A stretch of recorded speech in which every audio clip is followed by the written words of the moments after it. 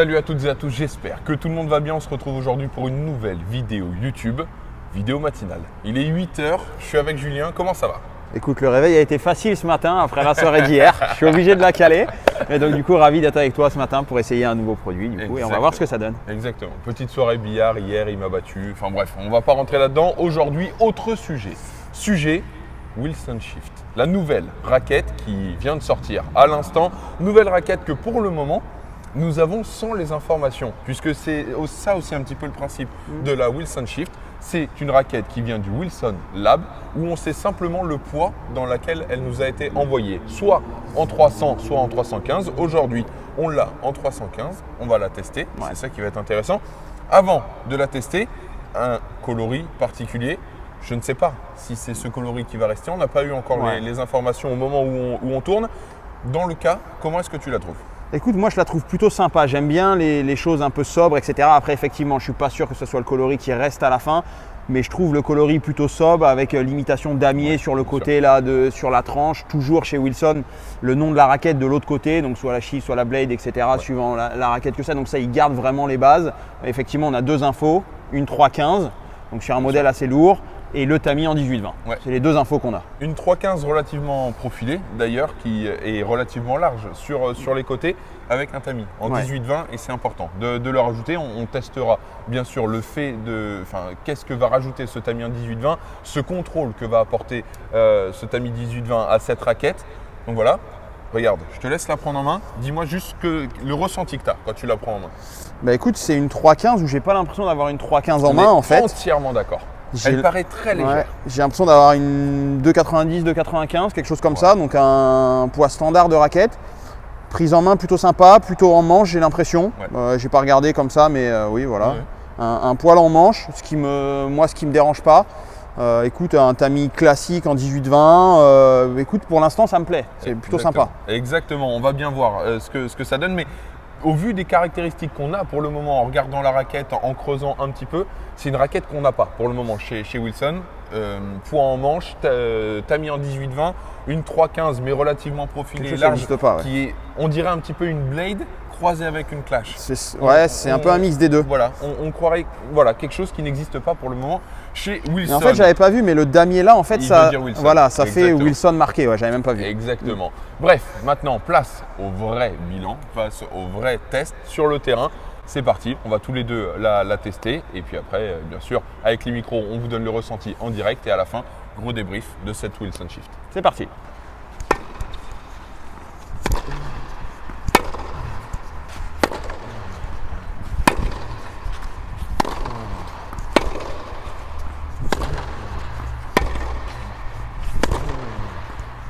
Ça pardonne énormément de choses par contre comme raquette et ça c'est adorable parce que même si là j'ai fait une faute énorme mais ça pardonne tout, tout je sais pas mais en tout cas énormément de choses. On peut être un peu en retard.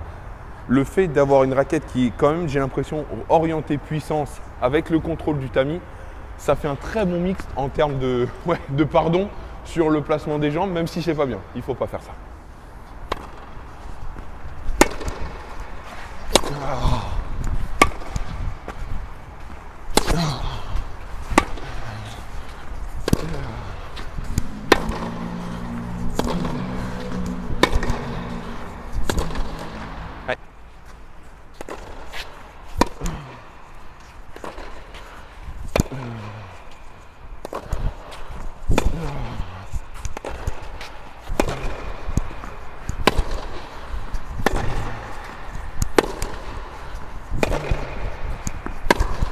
Ah, effectivement, tu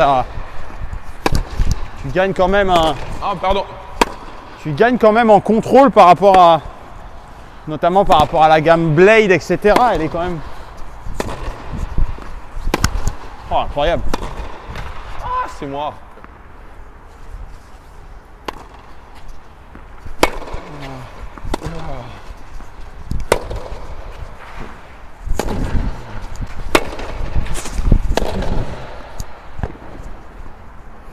Pleine ligne. Elle est belle.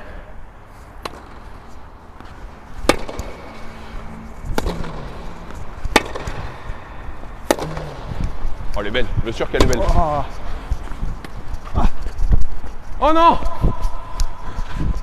Écoute, première balle, je trouve ça plutôt très bien. On a l'impression de pouvoir vraiment garder le contrôle du 18-20 et en même temps, elle sort facile de la raquette. Ah, elle part. C'est moi! Elle part toute seule. C'est simple, ça ne demande pas d'effort.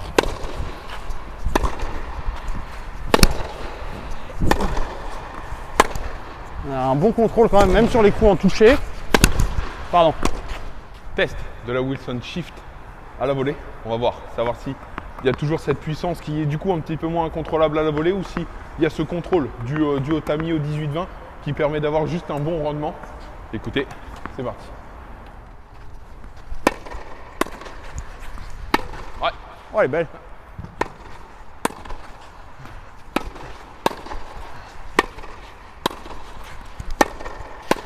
Ah!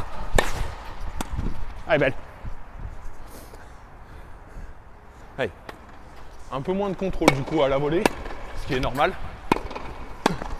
Ce qui est normal, mais beaucoup plus de puissance, ce qui est dur à contrôler. C'est un peu plus dur, mais Allez, go.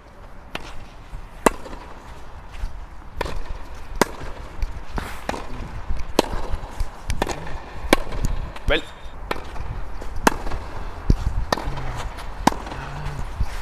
Ah.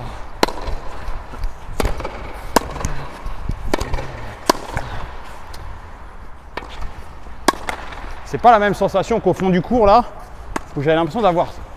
Ah non, waouh. J'avais l'impression d'avoir un super contrôle du fond.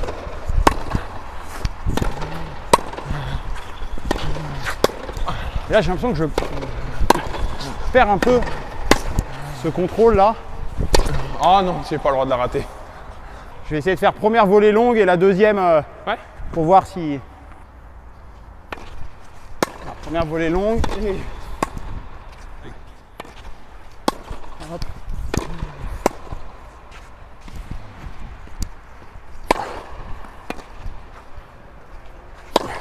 Enfin, d'un coup, tu retrouves tout de suite cette sensation de puissance là.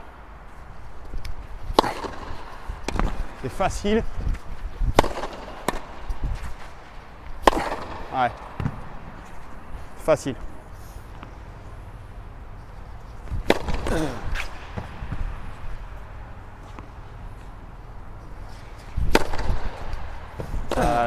Toujours la même sensation comme du fond du cours, comme au smash.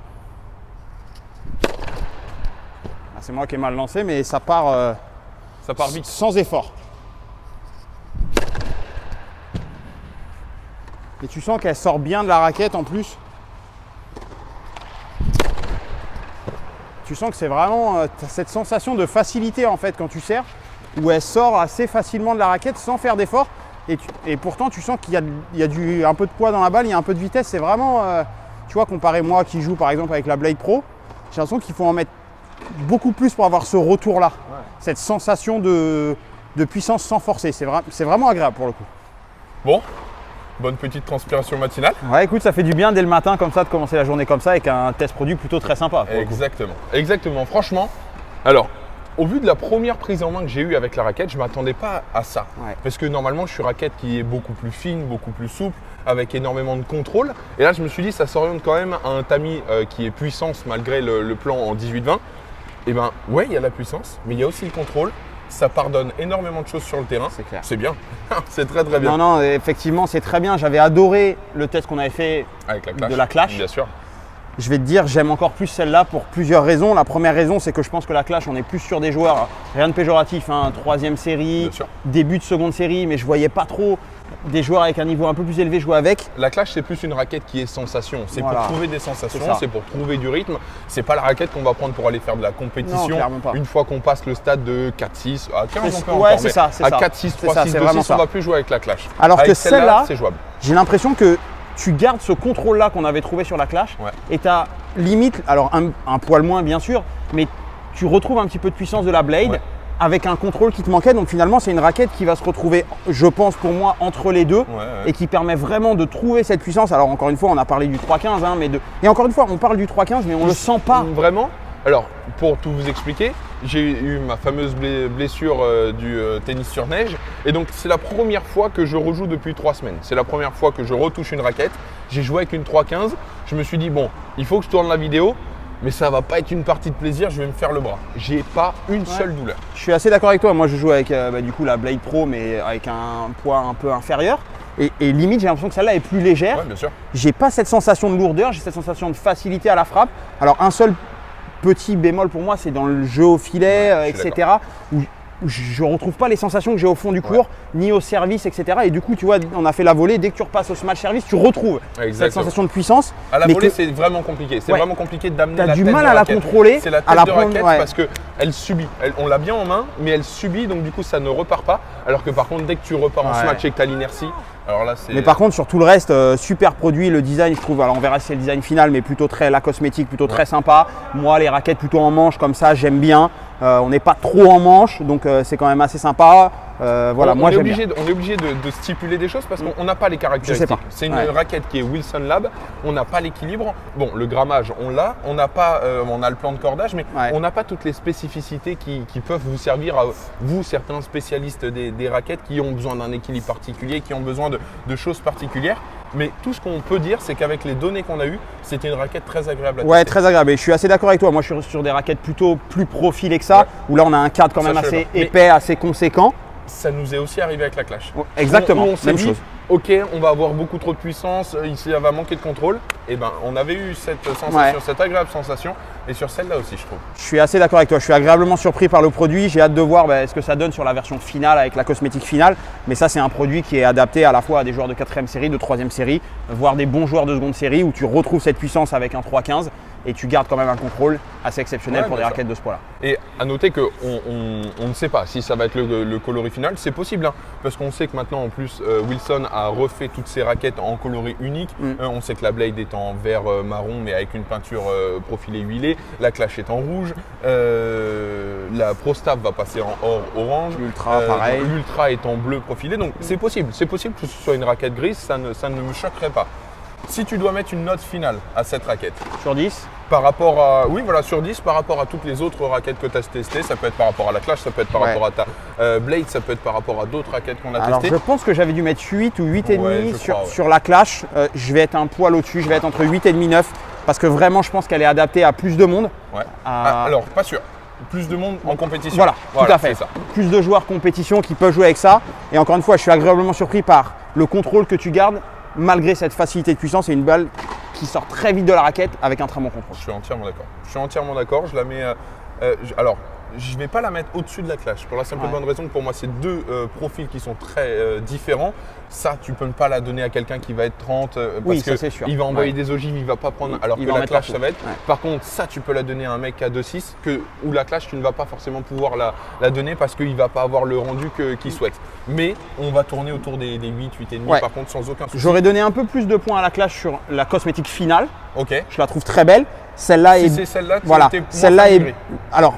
J'aime bien le design épuré comme ça, etc. Mais c'est vrai que la Clash, quand tu la vois, avec son coloris rouge un petit peu pétance, elle en jette un petit peu. Celle-là, pour l'instant, dans ce coloris-là, je donne un petit avantage à la Clash. Par contre, sur le rendement, je donne un petit avantage à celle-là. Donc, on va dire 8,5. Ouais. La Clash est en rouge mat. Celle-là est par contre en plus fine, en plus huilée, on peut dire. Donc, c'est comme ça. Jus, un grand merci. Merci à toi Thomas, un grand plaisir. Test de la Shift avec moi. Franchement, une très très belle raquette. Une très très belle raquette. Nous on se retrouve très très prochainement pour un test chaussures. Normalement, j'ai pas envie de le teaser trop vite mais normalement c'est test chaussures qui sort jeudi. Prenez soin de vous, c'est le plus important. Et on se retrouve très très bientôt. Ciao. À bientôt.